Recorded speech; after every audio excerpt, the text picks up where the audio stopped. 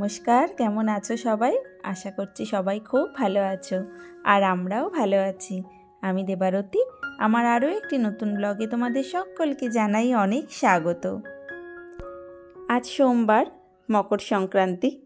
আমার ইউটিউব পরিবারের সকল বন্ধুদের, আমার দিদি বোনেদের সকলকে জানাই মকর সংক্রান্তির অনেক শুভেচ্ছা। তবে এই ভিডিওটা কিন্তু গতকালের, মানে গতকাল রবিবার ছিল, গতকাল রবিবারের ভিডিও এটা। আর এখন কিন্তু বেশ অনেকটাই বেলা হয়ে গেছে, 8:30 9টা মতো বাজে, কিন্তু এতটাই ঠান্ডা যে বাইরে দিয়ে রোদ আসার তো কোনো নামগন্ধ নেই, উল্টে হাওয়া আসছিল। সেই কারণে দরজা জানলাগুলো খুলিনি। আর আজকে মানে সংক্রান্তির দিন কিন্তু আরও বেশি ঠান্ডা পড়েছে, তাই না? সকালবেলা 8টার সময় যখন ছেলে স্কুলে যাচ্ছে না, তখন টপটপ করে শিশির পড়ছে, জানো তো, বৃষ্টি পড়ার মতন। আর দেখতে পেলে বেগুন পোড়া দিয়ে রবিবারের সকালের টিফিনটা হয়েছিল, বেগুন পোড়া আর রুটি। আর এখানে না বেশ খানিকটা ধনেপাতা বেছে নিলাম। আজ একটু ধনেপাতার বাটা করব। ধনেপাতা বাটা বা ধনেপাতার বড়াটা কিন্তু বেশ ভালোই লাগে। শুধু রান্নায় মিশিয়ে খেলে কি হবে, ওকে তো আলাদা করেও একটু রেসিপি করে খেতে হবে, তাই না? আর এই ধনেপাতা বাটা, কফি পাতা বাটা, এগুলো কিন্তু আমার বেশ পছন্দের। তো ধনেপাতাগুলোকে ভালো করে ছাড়িয়ে নিয়ে ধুয়ে মিক্সির জারে নিয়ে নিলাম, আর সাথে রসুন আর কাঁচা লঙ্কা। রসুনটা দিলে কিন্তু বেশ সুন্দর টেস্ট হয়, জানো। কফি পাতা বাটা হোক বা কাঁচকলার খোসা বাটা হোক, যে কোনো বাটাতেই 2-4 কোয়া রসুন দিয়ে দিলে বেশ সুন্দর খেতে লাগে। আর একটু কালো জিরে ফোড়ন দিয়ে ব্যাস এটাকে শুকনো করে কষিয়ে নিলেই হয়ে যাবে। একটু ঝাল ঝাল ধনেপাতা বাটা খেতে কিন্তু গরম ভাতের সাথে দুর্দান্ত লাগে। ডিসেম্বর মাসটা পর্যন্ত সেরকম ঠান্ডা পড়ছিল না দেখে বেশ একটু মনটা খারাপ হচ্ছিল, জানো তো। মন খারাপ পুরোটা পুষিয়ে দিয়েছে আবহাওয়া। এখন এত ঠান্ডা পড়ছে যে তা বলার নয়। তবে শীতকালটা আমার কিন্তু বেশ পছন্দের। নিচে রান্নাবান্না সেরে তারপরে এখন এলাম একটু উপরে। আজ একটু চুষি পিঠে বানাবো। তো প্রথমে আমি এখানে 2 কাপ জল নিয়েছি। জলটা ফুটে ওঠার পর দিলাম নুন আর অল্প একটু ঘি। নুন আর ঘিটা মিশে যাওয়ার পরে তাতে আমি দিয়ে দেব চালের গুঁড়ো। আমি কিন্তু এই প্রথমবার চুষি পিঠে ট্রাই করছি, জানো তো। এর আগে অন্য পিঠে করেছি, কিন্তু চুষিটা এই ফার্স্ট টাইম ট্রাই করছি। তো ওখানে চালের গুঁড়োটা আমি ওই 1 বাটি দিয়ে এটাকে 5 মিনিট মতো ঢেকে রেখে দিয়েছিলাম। 1 বাটি বলতে ওখানে 250 গ্রামের থেকে সামান্য একটু কম চালের গুঁড়ো ছিল। অনেকে ময়দা দিয়ে বা সুজি দিয়েও চুষি পিঠে করে দেখেছি, তবে আমি চালের গুঁড়োটা দিয়েই করেছিলাম।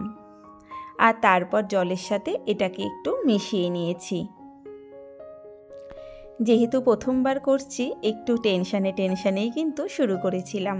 প্রথমবার যে কোনো কিছু শুরু করতে গেলে যেমন একটা আনন্দ হয়, নতুন অভিজ্ঞতা হওয়ার আনন্দ, সেরকম একটু কিন্তু ভয়ও লাগে, তাই না? যে ভালো হবে তো, ঠিকঠাক করতে পারবো তো, এরকম একটা কিন্তু ভয়ও কাজ করে। আর তারপর এই গরম গরম এটাকে বেশ আটা ময়দার মতন মেখে নিতে হবে। গরম অবস্থায় মাখতে একটু কষ্টই হচ্ছিল, কিন্তু গরম থাকতে থাকতেই এটাকে মাখতে হবে। প্রথম হাতে একটু ছ্যাঁকা লাগছিল, তারপর সয়ে গেছিল। আর তারপরে এই যে সুন্দর করে একটা ডো করে নিয়েছি।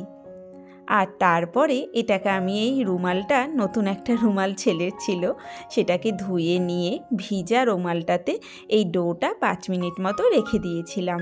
তা না হলে ডোটা শক্ত হয়ে যাবে, আর সেটা দিয়ে আর কোনো কাজই করতে পারবো না। আর এই ভেজা রুমালের মধ্যে ডোটা থাকলে সেটা কিন্তু বেশ ভালো থাকবে। আর এখানে আমি এই চপার বোর্ডটার মধ্যে একটু চালের গুঁড়ো ছিটিয়ে নিয়েছি। এটা যে কোনো কিছুর মধ্যেই করা যেতে পারে, এই স্ল্যাপের ওপরেও করা যেতে পারে বা কোনো থালাতেও করা যেতে পারে। তো আমি এই বোর্ডটার মধ্যে একটু চালের গুঁড়ো ছিটিয়ে নিয়ে এখান থেকে অল্প একটুখানি ডো তুলে নিয়ে তারপরে চুষিগুলোকে তৈরি করব। ডোটা কিন্তু এখন বেশ ঠান্ডাই হয়ে গেছে, হালকা হালকা উষ্ণ গরম রয়েছে, কিন্তু হাতে বেশ ভালোভাবেই ধরা যাচ্ছে। আর তারপরে এটাকে 2 হাতের সাহায্যে আমি এরকমভাবে রোল করে ঘুরিয়ে লম্বা করে নিয়েছিলাম। যতটা লম্বা করা যায় ঠিক ততটা পরিমাণে এটাকে বড় করে নিতে হবে। বোর্ডটার মধ্যে চালের গুঁড়োটা ছিটিয়ে নিয়েছি যাতে ডোটা বোর্ডের মধ্যে লেগে না যায়। চালের গুঁড়োটা থাকার জন্য খুব সুন্দরভাবে এটাকে রোল করে করা যাচ্ছিল। আর এই দেখো কি সুন্দর এটা হয়েছে। আর তারপরে এখান থেকে একটু একটু করে ছিঁড়ে ছিঁড়ে নিয়ে হাতের তালু দিয়ে একটা দুটো ডলা দিলেই কিন্তু বেশ সুন্দর চুষিগুলো তৈরি হয়ে যাচ্ছিল।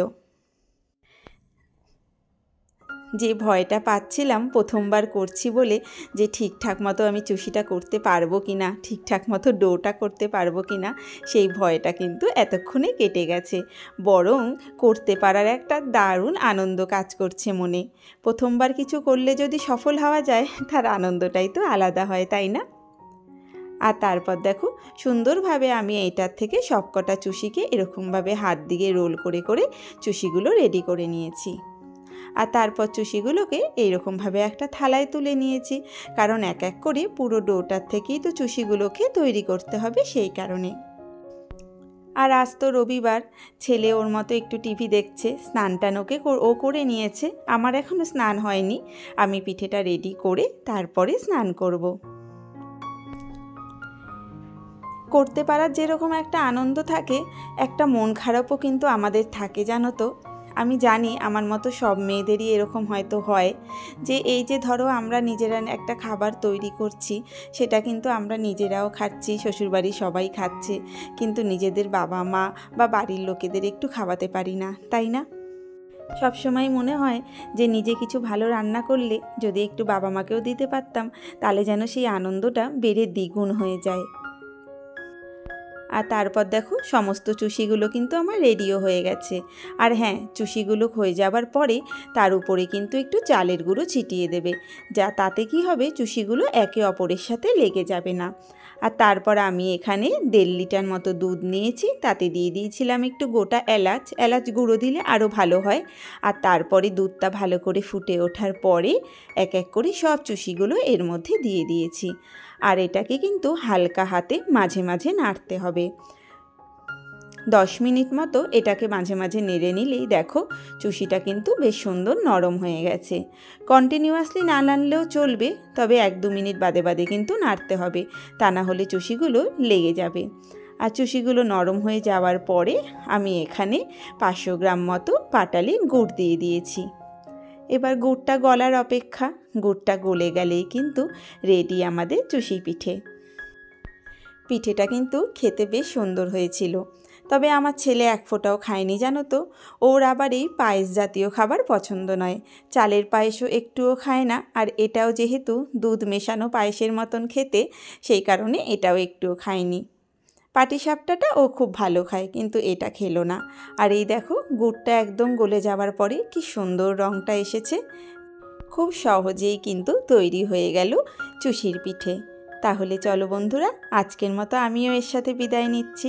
সবাই ভালো থেকো, আবারও দেখা হবে।